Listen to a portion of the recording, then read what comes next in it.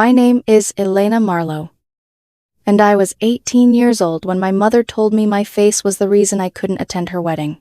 Not because I'd caused a scene, not because I'd insulted her fiancé, not because we'd had some terrible falling out beforehand.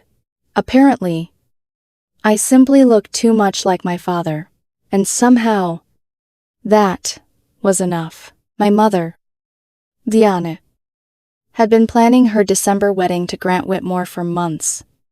The ceremony was scheduled for the day before my 19th birthday, which initially felt almost exciting. Mom and I had even talked about turning the weekend into one huge celebration, her wedding first, my birthday afterward. At least, that's what I'd believed. One afternoon, I overheard her talking to a friend about bridesmaid dresses. I wasn't intentionally listening. I was passing through the kitchen when I heard fabrics, fittings, flowers, photographs, the usual wedding conversation. And suddenly I realized something.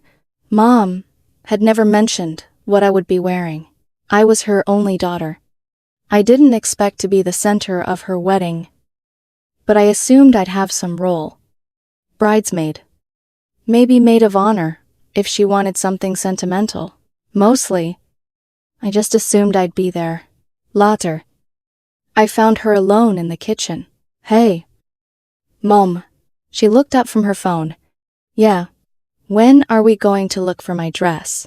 Her expression changed so quickly that I noticed it immediately. What dress? For the wedding? Silence. I laughed nervously. You know, your wedding.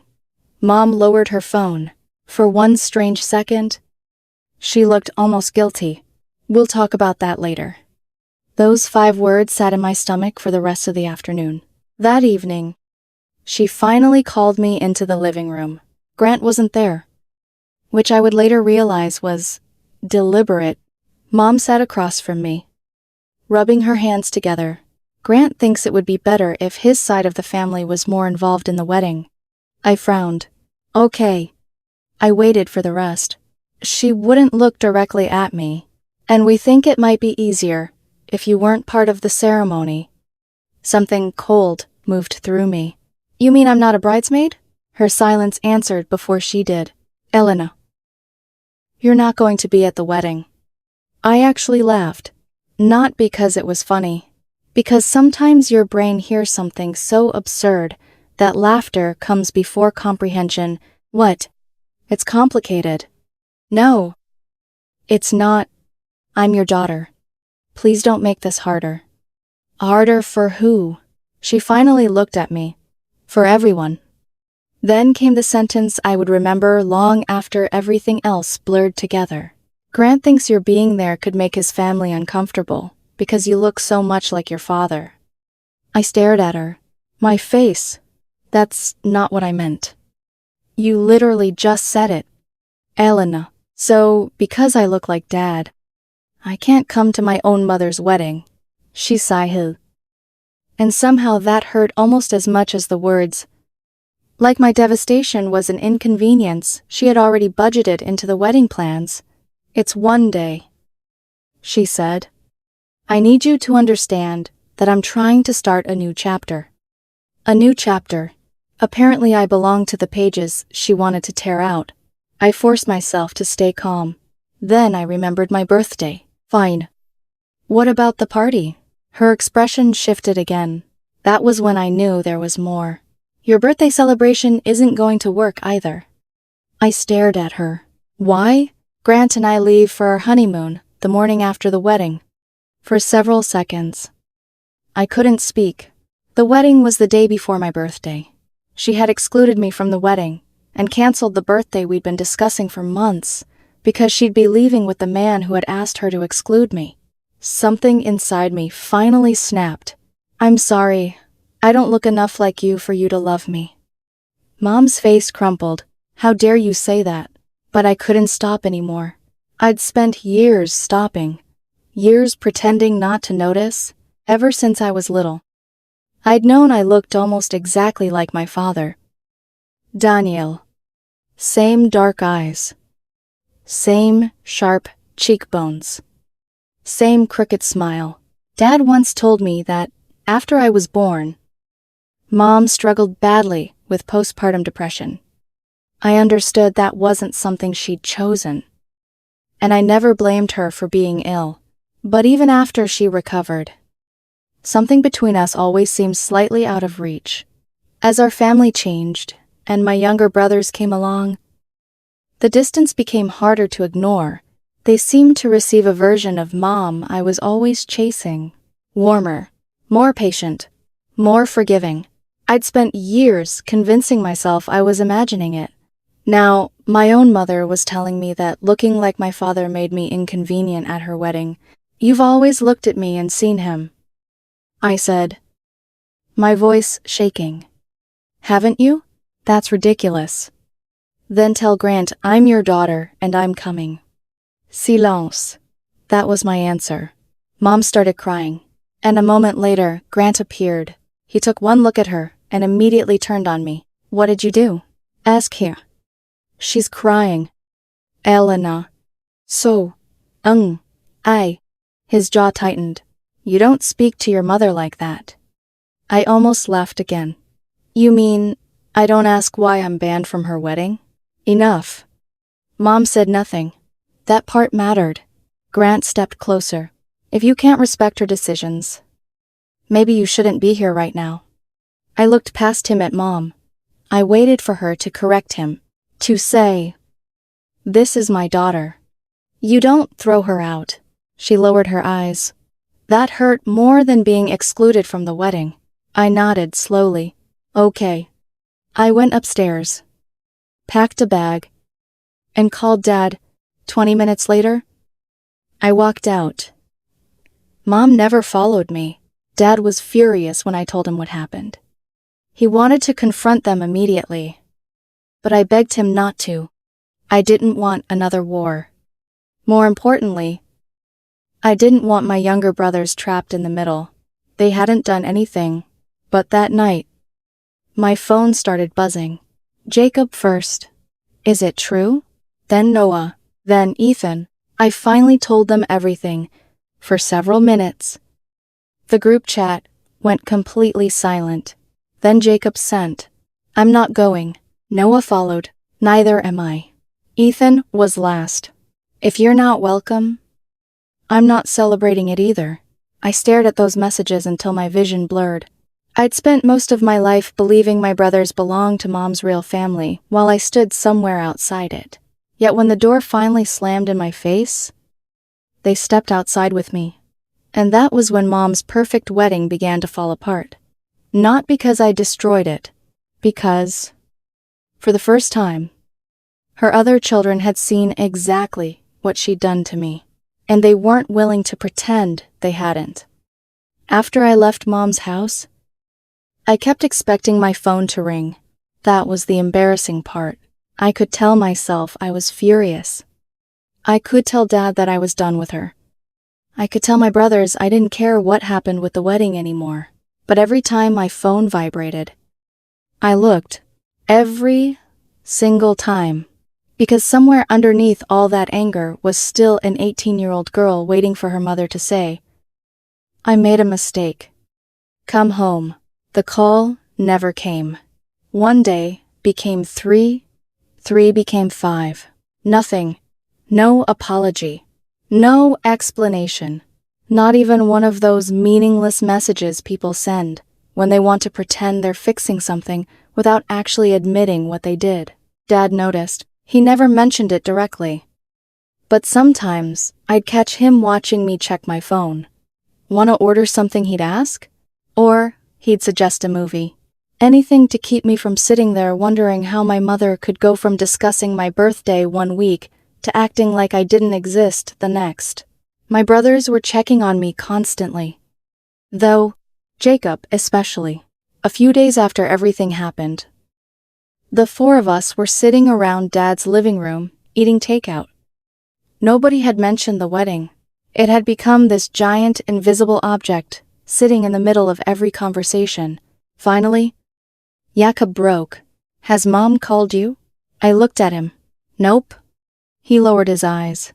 Nothing. Not a word. There was something about the sympathy on his face that made my chest tighten. Because Mom was still talking to them, maybe not normally. But they hadn't been erased. I had, and for one ugly second, I resented them for it. I hated myself immediately. They hadn't done anything wrong. Still, grief isn't always reasonable. Later that night, after everyone went to bed, I started scrolling through old photos on my phone. I don't know why. Maybe I wanted evidence that I'd imagined the whole thing. Evidence that Mom had loved me once. I found a picture from my 10th birthday. There I was with a ridiculous paper crown on my head. Frosting on my cheek. Smiling so hard, my eyes were almost closed. Mom stood behind me, with both arms wrapped around my shoulders. She looked happy. Not fake camera happy. Actually happy. I stared at that photograph for a long time. When did we lose this? I whispered. There wasn't an answer. I kept scrolling. Christmases. School plays. Beach trips. Then, slowly, Grant began appearing. At first, he was just in the background. Then beside Mom. Then in almost every photograph. And somehow I seemed to move farther toward the edges. I started remembering little things I dismissed at the time. Mom leaving one of my school events early because Grant had dinner reservations. Changing family plans because something made him uncomfortable. Telling me, "You know how Grant is." Whenever I complained, I had spent years treating those words like an explanation. Now they sounded like an excuse. Maybe the wedding wasn't the moment everything changed. Maybe it was simply the first time she'd said the quiet part out loud. 2 days later, Jacob called me. The second I answered, I knew something had happened.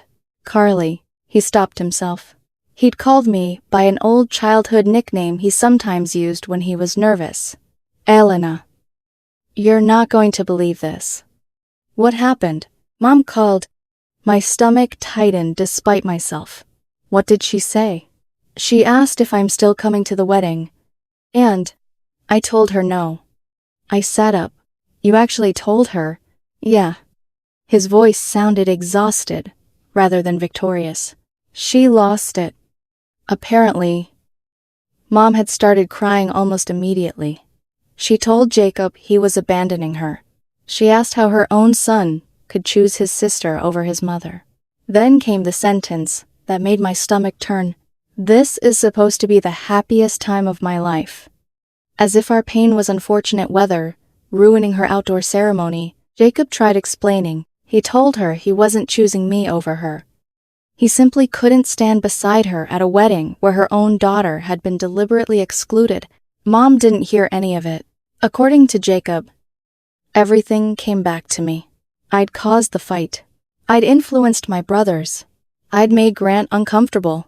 I'd turned what should have been a beautiful wedding into a family disaster. So basically, I said, I ruined a wedding. I'm not even allowed to attend. Jacob gave a humorless laugh. Pretty much. Then he became quiet. I feel terrible.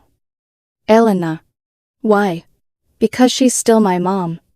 That softened something in me. I had been so consumed by what she'd done to me that I hadn't really considered what refusing the wedding meant for my brothers. They loved her. People always make these situations sound simple. Cut toxic people off. Choose a side. Walk away. But sometimes, the person hurting you is also the person who taught you how to ride a bike. The person who sat beside you when you were sick. The person whose number you've called your entire life when something went wrong. You don't stop loving someone the moment you understand they're hurting you. Sometimes that realization makes loving them hurt even more. You don't have to choose me. I told him, I'm not. His answer surprised me. I'm choosing what I can live with. That stayed with me. The next blow came from Dad. A few evenings later, he walked into the kitchen, looking irritated. Your mother called me. I froze. About me. Unfortunately, for half a second, hope sparked. Did she ask how I was? Dad's expression answered. I looked away. What did she want? She thinks you've ruined her wedding. Of course. Dad explained that Mom had called him complaining that I turned my brothers against her. According to her, everything would have been perfect if I hadn't thrown a fit. I almost dropped the glass in my hand. She kicked me out.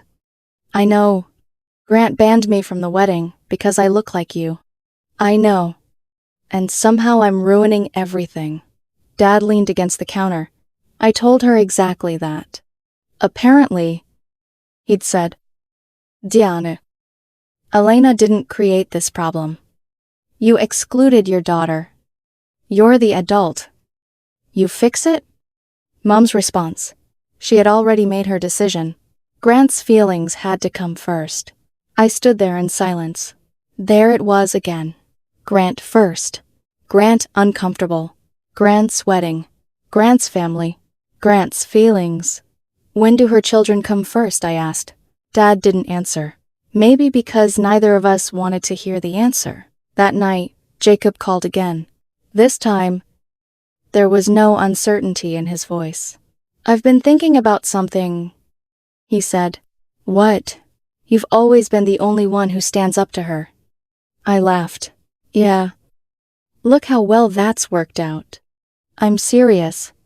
He told me something I hadn't understood before. Mom didn't treat my brothers exactly the way she treated me. But she controlled them differently. Approval, guilt, silence, disappointment, tiny emotional punishments whenever they stepped outside. Whatever she decided was right, we just learned to go along with it. Jacob said, You didn't. I spent years going along with it. Not like us. His voice lowered. You were just the first one who finally said enough. That conversation changed something. For days. I'd been wondering whether I'd overreacted, whether I should have swallowed the humiliation, whether one wedding was worth tearing apart an entire family. But maybe the wedding hadn't torn anything apart. Maybe it had exposed cracks that were already there. Jacob officially decided he wasn't attending.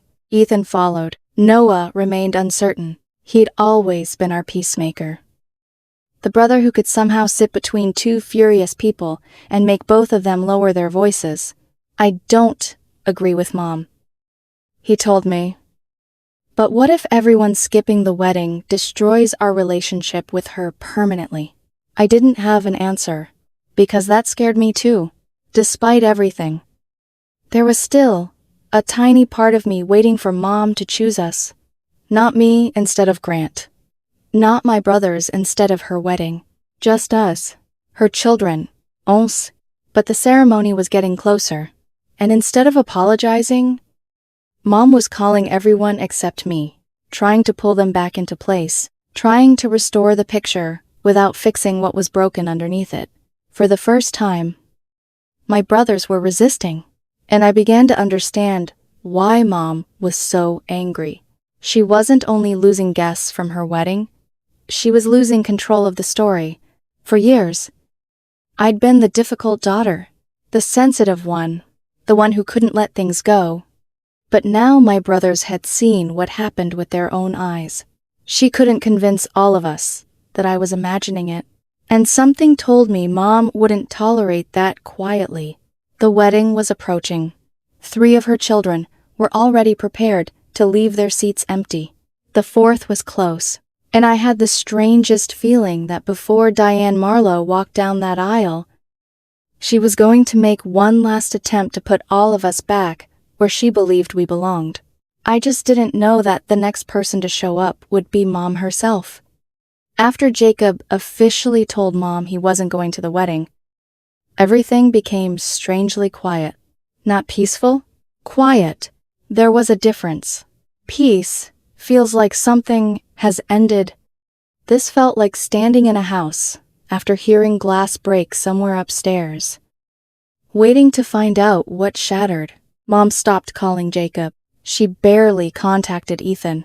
And Noah, who was still stuck somewhere between defending me and trying not to destroy his relationship with her.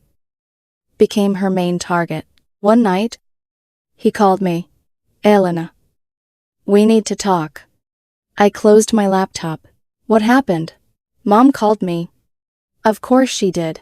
What did she want? She wants me at the wedding. I could hear exhaustion in his voice. Apparently, Mom had spent almost 40 minutes trying to convince him. She didn't yell. That would have been easier. Instead, she used the soft voice, the hurt voice, the voice that made you feel cruel for disagreeing with her. You're my son. Noah. She'd told him. I've always been there for you. I don't understand how you could do this to me. Noah repeated the words slowly. Then he sighed. I don't want to hurt her. You aren't hurting her. It feels like I am. That sentence made me realize how deeply this went. Mom didn't need to order us around. She had taught us to police ourselves. We knew what disappointed her. We knew when she'd withdraw affection. We knew how quickly disagreement could become betrayal. So most of the time, we surrendered before she even had to ask. Noah. I said. If you want to go, go. He became quiet. I'm serious. Don't stay away because you think you have to prove something to me. It's not that. Then what is it? Another silence. It feels wrong. Those 3 words mattered more than some dramatic declaration. Noah was finally listening to himself. I leaned back against the headboard. Then make the decision you can live with. Not the one Mom can live with. He exhaled. I don't know when everything got this messed up. Neither did I. Or maybe I did. Maybe we'd just spent years refusing to name it. 2 days later, Jacob called. He sounded different. Calmer. Almost detached. I think I'm done. He said. Done with the wedding? No. With letting Mom control everything. I didn't respond immediately. Jacob had always been closer to her than I was. When Mom and I fought growing up, he was usually the one telling me to give her time, to apologize, to stop making things worse. Now he sounded like someone who had finally stepped outside a room and realized how suffocating the air inside had been. He started telling me things I'd never known. Small things. Mom criticizing his friends until he stopped seeing certain people, making him feel guilty when he wanted to spend holidays elsewhere, reminding him of everything she'd done for him whenever he disagreed with her. Nothing that sounded enormous by itself. That was what made it disturbing. It was always little stuff. Jacob said. So I kept thinking I was being dramatic. I swallowed. I know that feeling. It's like I've been blind. No. I looked toward the dark window. You just thought it was normal. He went quiet. Then he said something I still remember. Now that I see it, I can't unsee it. Neither could I. Once you recognize the pattern, every old memory changes shape. Suddenly, the problem wasn't one wedding invitation. It was years of all of us learning that keeping Mom happy mattered more than saying what we actually felt. And now that we'd stopped playing along, she didn't know what to do with us. 3 evenings later, someone knocked on Dad's front door. Dad was showering. So I went downstairs. I opened it. Mom was standing there. For a second, neither of us spoke. She looked exhausted. Her hair was pulled back carelessly, and there were dark circles beneath her eyes. Can we talk? She asked. Every instinct in me wanted to say no, but another part of me, the stupid, hopeful part I'd been trying to kill for weeks, stepped aside. Okay. We sat in Dad's living room. Mom perched on the edge of the sofa while I took the chair opposite her. The silence stretched. Finally, she said, I didn't realize how much the wedding was hurting you. I stared at her. You didn't realize being banned from your wedding would hurt me. She winced. That's not what I mean. Then what do you mean? I didn't think it would become this. There it was.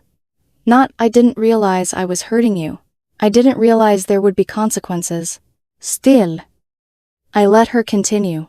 I've been so focused on Grant and making everything perfect she said.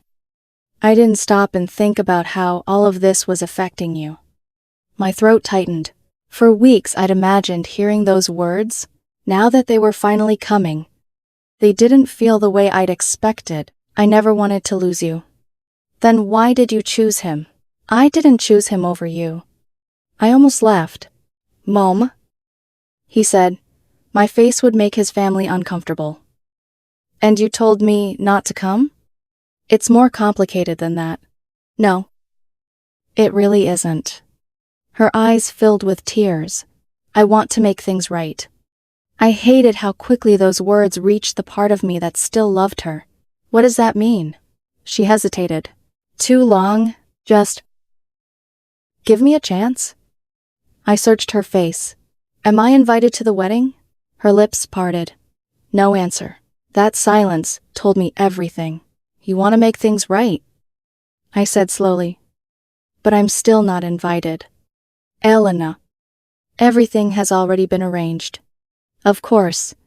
It's not that simple, this close to the ceremony. It was simple enough when you removed me. She looked down. I could feel anger rising. But underneath it was something worse. Disappointment. I thought she came to choose me. Instead, she'd come hoping I'd stop being angry, without requiring her to change anything. She reached for my hand. I pulled it back. Her face fell. I don't want to lose you. Then do something that shows me that. She nodded. I will. When she left, I stood at the window watching her car disappear.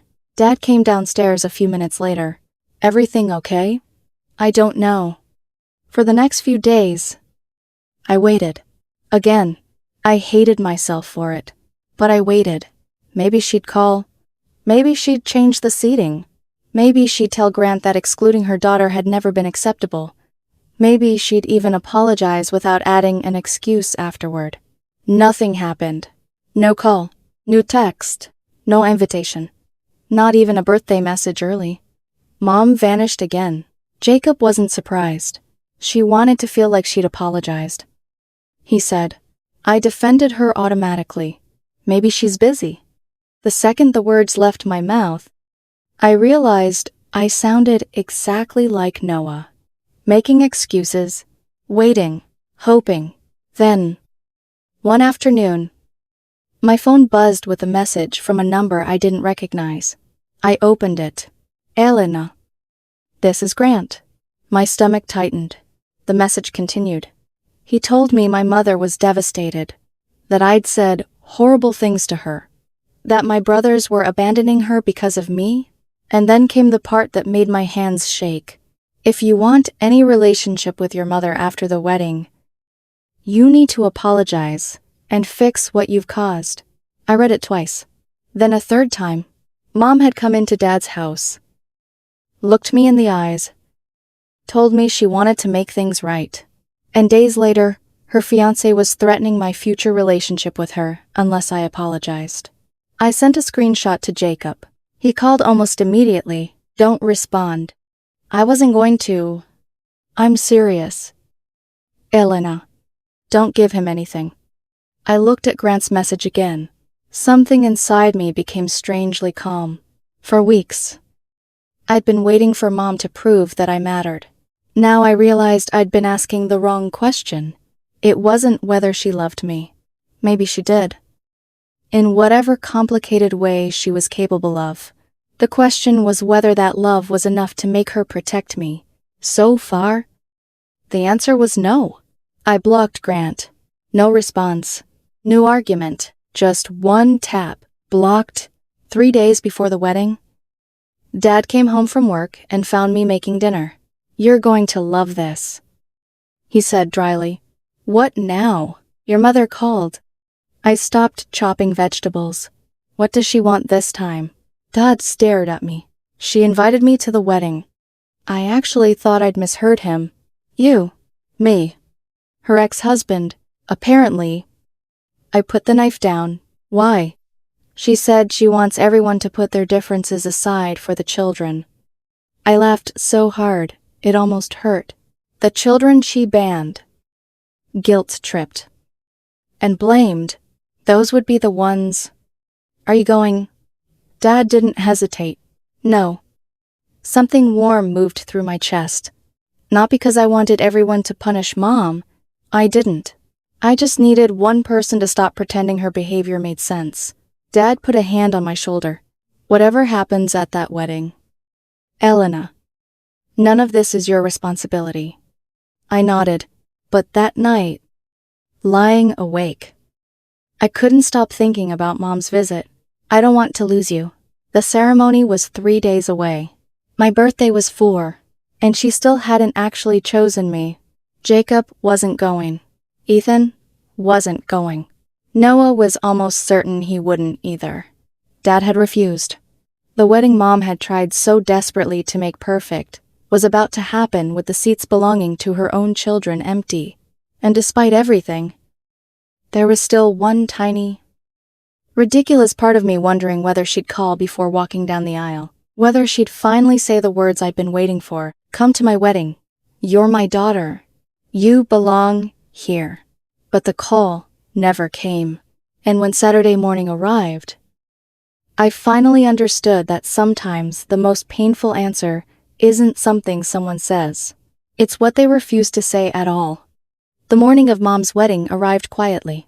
That almost felt insulting. After weeks of arguments, guilt trips, tears, unanswered messages, and Grant's threats, I'd expected the day itself to feel different somehow. Storm clouds, thunder, some dramatic sign from the universe that this wasn't an ordinary Saturday. Instead, sunlight came through Dad's kitchen windows while I stood barefoot making coffee. For a few seconds after waking up, I'd forgotten what day it was. Then I saw the date on my phone and remembered Mom was getting married today. Without me, I checked my notifications before I could stop myself. Nothing from her. No last-minute invitation. No apology. Not even a simple, I wish things were different. I stared at the screen, then turned it face down. Don't. Jacob's voice came from behind me. I turned. He was leaning against the doorway. Don't what? Spend the whole day waiting for her. I gave him a tired smile. I wasn't. He raised an eyebrow. You're terrible at lying. By noon, all 3 of my brothers were at Dad's house. Noah had finally made his decision the night before. He wasn't going. Mom had called him one final time. He didn't give me every detail. But apparently, she'd started crying again and asked whether he really wanted her wedding photographs to show none of her children standing beside her. That question bothered me. Not because she was wrong, because, even at the end, she seemed more concerned about what the photographs would show than why the seats were empty. Noah told her quietly, maybe you should have thought about that before telling Elena she didn't belong there. Then he'd ended the call. When he told me, I didn't celebrate. I hugged him. I'm sorry you're stuck in this. He shook his head. Stop apologizing for her choices. That sentence stayed with me for the rest of the day. We decided we weren't going to sit around discussing the wedding. Dad ordered too much pizza. Jacob picked the worst action movie he could find. Ethan complained about it for 20 minutes, and then became more invested in the movie than anyone else. Noah stretched across half the couch and kept stealing food from my plate. For a few hours, we were just siblings again. Not casualties of Mom's wedding. Not people choosing sides. Just us. I laughed more than I'd expected. And then, somewhere around 4 in the afternoon, I looked at the clock. My stomach dropped. What? Jacob asked. Nothing. But I knew the ceremony was probably happening. Maybe Mom was walking down the aisle at that exact moment. Maybe Grant was standing there smiling. Maybe his family was looking around at the empty spaces where her children should have been. I wondered if anyone asked questions. Where's Diane's daughter? Where are her sons? What would Mom say? Would she tell them the truth? Would she say, my fiancé didn't want my daughter here because she resembles my ex-husband, so my other children refused to come? Probably not. I imagined something cleaner. Family complications. The kids couldn't make it. Something vague enough to preserve the perfect picture. That thought hurt. But not as much as it would have a few weeks earlier. Because something had changed. I was beginning to understand that I didn't need Mom to admit what she'd done for it to be real. My brothers knew. Dad knew. I knew. That was enough. That evening, Dad brought out a small cake. I stared at him. My birthday is tomorrow. Technically, he said. Jacob appeared behind him, carrying candles. We're starting early. I laughed. You guys are ridiculous. Correct, Ethan said, for months. Mom and I had talked about my birthday. Then she'd canceled it as casually as someone canceling a restaurant reservation. I thought losing that celebration meant losing something important. Standing in Dad's kitchen, with my brothers arguing about how many candles they could fit onto one cake. I realized I'd been wrong. The celebration wasn't gone. The people had changed. Maybe that was the lesson I'd been fighting this whole time. Family isn't always the person you keep begging to choose you. Sometimes it's the people who notice when you've been pushed outside and come stand beside you. Later that night, everyone went to bed. I stayed awake. And because apparently I hadn't learned anything, I started scrolling through old photos again. I found one from a beach trip years earlier. Mom and me, my arm around her shoulders, her cheek pressed against mine, both of us sunburned and laughing. I zoomed in on her face. There was a time when I'd looked at pictures like that and thought they proved everything could go back to normal. Now I understood something harder. Maybe those moments had been real. Maybe Mom had loved me then. Maybe she even loved me now. But loving someone and treating them with love aren't always the same thing. I didn't have to rewrite every happy childhood memory just because our relationship had become painful. And I didn't have to use those memories as an excuse to keep accepting pain either. I put my phone down. For once, I didn't cry. The next morning was my 19th birthday. I woke up later than usual. My first instinct was still to check my phone. Messages covered the screen. Dad, Jacob, Noah, Ethan, friends, a couple of relatives, but nothing from Mom. Then I noticed a message from an unknown number. My heart jumped. For one stupid second, I thought, it's hair. I opened it. There were no words, just a photograph. Mom and Grant stood beneath an arch covered in flowers. Mom wore her wedding dress. Grant had one arm around her waist. They were smiling directly at the camera. Behind them were flowers, lights, champagne glasses, and dozens of people. Everything looked perfect, exactly the way Mom had wanted. I stared at the photograph. My first reaction was pain, then anger, then something unexpected, relief, because I finally understood. I'd spent weeks waiting for some grand moment when Mom would suddenly realize what she'd done. I'd imagined her calling before the ceremony, showing up at Dad's house, standing on the porch and saying she'd canceled everything because no wedding was worth losing her children. But life doesn't always give you the apology that makes everything neat. Sometimes people choose exactly what they've been telling you they're going to choose. And your closure comes from finally believing them. I looked at Mom's smiling face one last time. Then I deleted the photograph. I blocked the number. And I didn't try to figure out who had sent it. Maybe Mom, maybe Grant, maybe someone else. It didn't matter anymore. Downstairs, I could hear voices. Jacob was arguing with Ethan about breakfast. Noah was laughing. Dad yelled something about nobody touching the pancakes until I came down. I smiled. Then my phone buzzed again. This time it was a message from Dad, even though he was literally downstairs. Birthday girl. Move. Pancakes getting cold. I laughed. For years, I'd believed being loved by my mother was something I could earn if I became easier, quieter, less sensitive, less like Dad, more convenient. I'd believed if I just tried hard enough, she'd eventually look at me the way she looked at everyone else. But standing there on my 19th birthday, I finally understood something I wished 18-year-old me had known much earlier. I was never supposed to audition for the role of someone's daughter. Mom had made her decision. Grant came first. The wedding came first. The image of the perfect new family came first. Those choices belonged to her. But what happened next belonged to me. I wasn't going to spend another year staring at my phone, waiting for someone to remember I existed. I wasn't going to chase apologies from people who only offered them when they feared consequences. And I definitely wasn't going to let Grant decide whether I was allowed to have a relationship with my own mother. If Mom ever genuinely wanted to repair what she'd broken, she'd know where to find me. But this time, she would have to walk the distance. I wasn't meeting her halfway, while she stood still. I opened my bedroom door. Before going downstairs, I caught my reflection in the hallway mirror. Dark eyes, sharp cheekbones, Dad's crooked smile.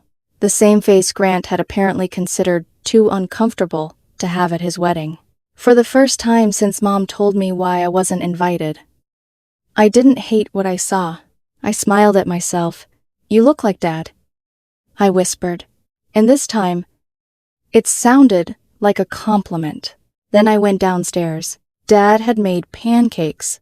My brothers had somehow found 19 candles, even though nobody had any logical reason to own that many. Jacob started singing before I reached the bottom step. Noah joined in, deliberately off-key. Ethan recorded the whole embarrassing thing. I stood there laughing while Dad placed the ridiculous cake beside the pancakes. And suddenly I realized something. Mom had canceled my birthday, but she hadn't canceled me. She couldn't? Her wedding photograph might have looked perfect. Maybe nobody looking at it would ever know about the 4 missing children. Maybe Mom would tell herself for years that we had ruined her special day. That was her story to live with. Mine was different. I had walked away from a house where I was treated like evidence of somebody else's failed marriage, and I'd walked toward people who never asked me to erase any part of myself to belong. That wasn't the ending I'd wanted. But maybe it was the ending I needed. Because sometimes losing your place in someone's perfect family is exactly how you discover where you actually belong.